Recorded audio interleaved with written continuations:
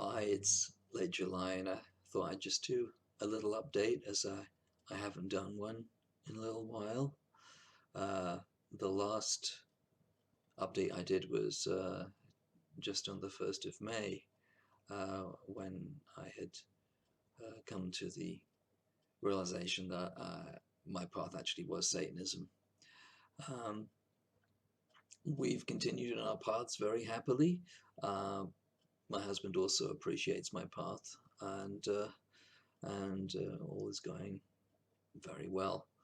Uh, it does certainly have, and does do things to you to actually find something that is so affirmative of the individual, and it has made a big difference to me. It really has, um, and it's bringing about changes in our lives, very positive changes, in fact. So uh, I'm very happy with all of that, and and you can also read a bit more about that on my Summer Thunder blog if you want to. One thing I did recently, which I had been wanting to do for a while, is to do a kind of review or a rundown on the Satanic Bible, as it's a book which has been very influential in terms of people who consider themselves to be Satanists, I think. And Anton LaVey, when his founding of the Church of Satan, I think really has, or did, uh, pretty much launched the modern satanic movement, though it is, um, like with any popular movement, it's kind of more complex than it just being one thing that determines things. In fact, because it's a genuine popular movement, the causes and catalysts are always kind of quite complex. So they stimulate and they provoke and they inspire, but they can't entirely determine things.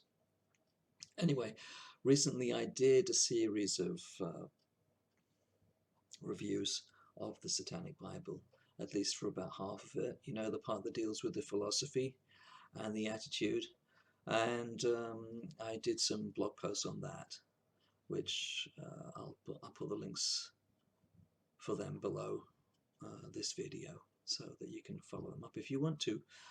They're quite long, but I hope they're fairly interesting, and they go through a lot of the major topics that Anton LaVey talks about, and I have a look at how he approaches them, and I also say where I disagree with him too, or where I have some criticisms or think that things could be reinterpreted or should be reinterpreted from my point of view personally, as you can't really talk for other people. Um,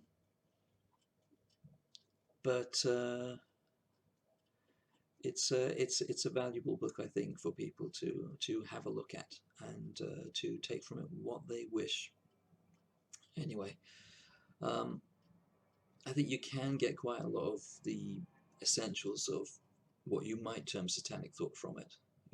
I mean, things like the questioning of collective moral authority, which is, I think, very, very important in Satanism, and is very important for people in any case, for any individual to be able to become free of the bindings of collective moral authority.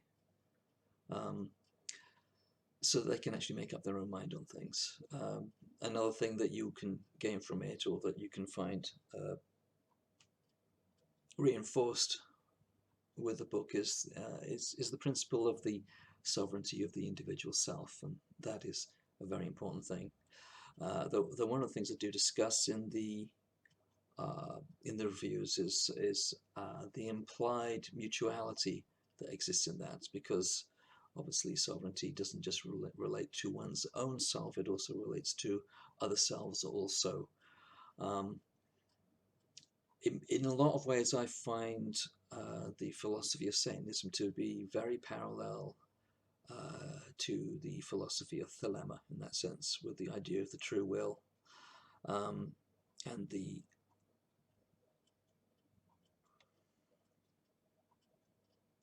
emphasis placed on the individual, really. Um, And I think that probably Thelema, I would be very surprised if Crowley's Thelema wasn't a very a large influence on Anton LaVey, though was not the only influence. But I think it's pretty strong there. I'd be surprised if it wasn't anyway. Um, Another thing that comes through the book is the value of fulfillment and gratifications as guides to living if they're taken and viewed in a balanced way, you know, in relation to the needs of the whole self.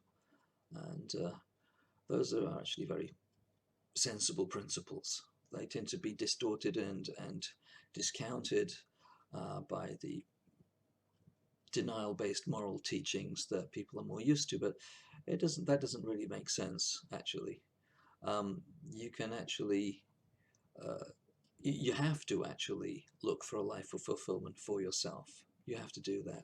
And if you take that as a guide, but seek to learn and seek to be completely honest about it, then you find that you do uh, acknowledge your need for balance, and you find your own kind of balance, the balance that's right for you.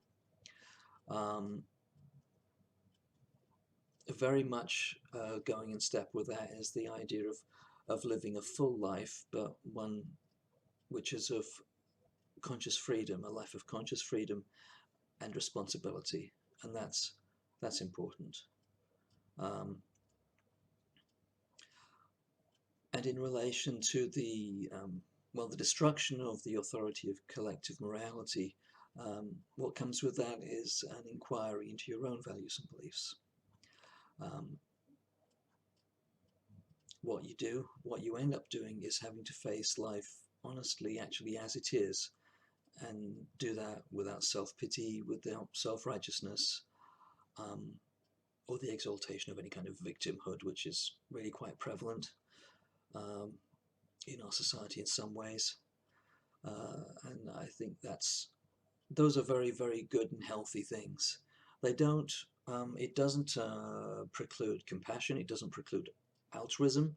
Those things are part of human nature. They are part of human nature as well, and they are part of our interdependence as human beings. They're part of our means to fulfillment. They're part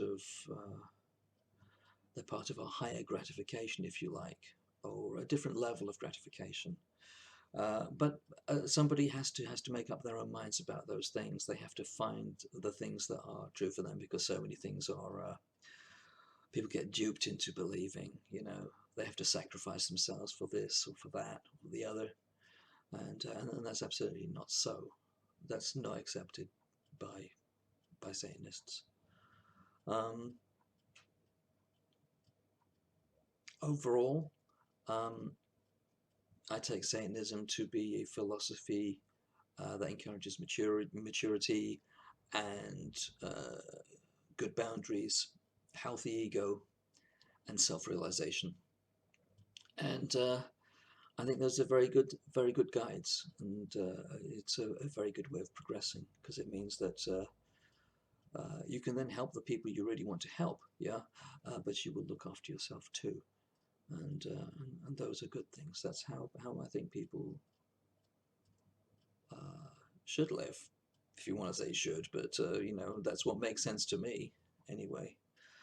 Um, and Satanism, in many respects, seems almost like a kind of universal solvent, or a reboot button on moral and spiritual beliefs.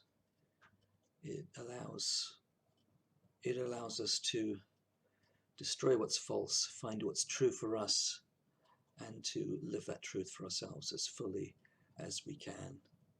And it does that by the power of the individual and the power of the self, which is our hidden God. Thank you.